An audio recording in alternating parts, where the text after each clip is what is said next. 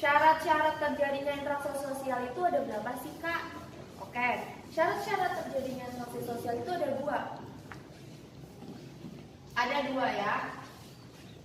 Syarat-syaratnya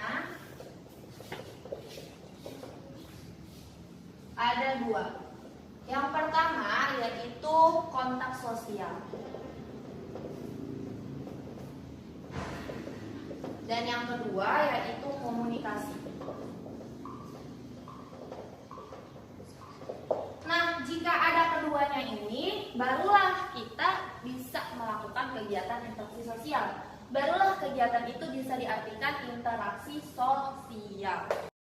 Nah, sebenarnya pada pembelajaran kali ini bagaimana supaya pendidikan di Indonesia itu lebih baik, jauh lebih baik daripada sebelumnya. Nah, menurut saya kita di Indonesia harus punya satu focal point tentang pendidikan. Saya berikan contoh, di Prancis timbul paradigma bahwa semua orang setara di sana. Nah, di Amerika bukan setara, tetapi dia kebebasan, makanya disebut liberty di sana. Jadi semua orang datang ke Amerika itu bebas berkompetisi. Nah, sedangkan kita di Indonesia nih berupaya untuk cari focal point tersebut. Tapi kita gugup karena jejak feodalisme kita di Indonesia sejak kemerdekaan itu masih ada sampai sekarang. Nah, saya akan berikan contoh jejak feodalisme tersebut. Nah, apabila ada guru, dosen mengajar di depan kelas, nah murid itu hanya diam. Kita sebagai murid diam, tidak mau protes atau menyangga apabila kita tidak sesuai dengan dosen tersebut atau profesor tersebut. Nah, berbeda dengan di Amerika, apabila muridnya tersebut tidak sesuai, tidak sependapat dengan dosennya, ya langsung angkat tangan, saya tidak setuju dengan hal tersebut. Apalagi di Prancis, murid dan dosen itu saling berdebat.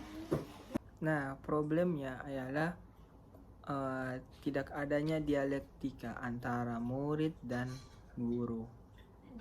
Nah, solusinya apa?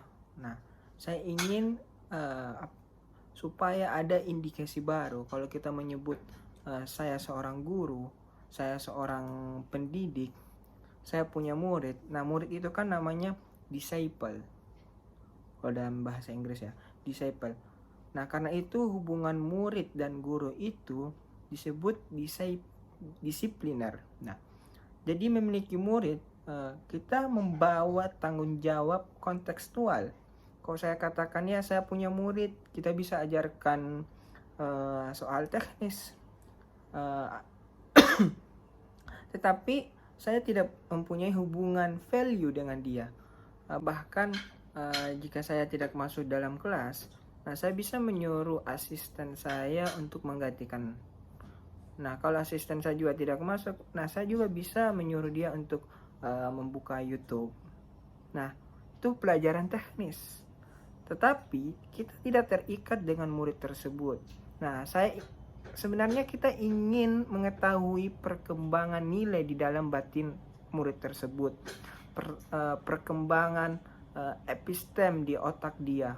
Nah, itu namanya disciple, murid. Nah, kita di akhir-akhir ini nggak ada soal itu ya. Yang penting kita mengajar, masuk dalam kelas, kita tidak ada hubungan value dengan dia. Nah, karena itu pesantren itu sebenarnya guru, ustadz itu adalah guru, tidak sekedar hanya mengajar saja, karena dia terlibat secara emosi, terlibat secara kognisi, bahkan terlibat secara afeksi. Nah, fungsi guru di situ lengkap secara utuh. Dia adalah rahim kedua untuk bangsa ini, itu guru. Rahim pertama adalah ibunya yang mengandung dia dalam kandungan, yang mengajarkan dia kepekaan. Setelah dia keluar dari rahim ibunya, dia masuk ke dalam rahim guru, di mana kognisi, afeksi, emosi itu diajarkan secara lengkap. Saya tekankan lagi, kita sebagai guru memiliki tanggung jawab yang besar, membawa tanggung jawab kontekstual apabila kita untuk mendidik generasi-generasi selanjutnya.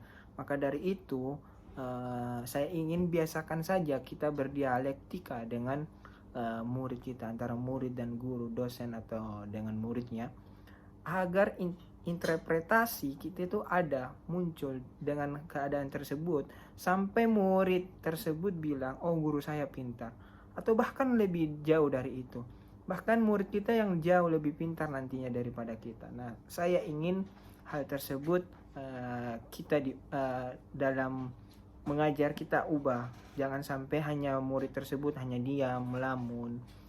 Upayakan bagaimana kita bisa berinteraksi, berdialog, berdialektika antara murid dan guru.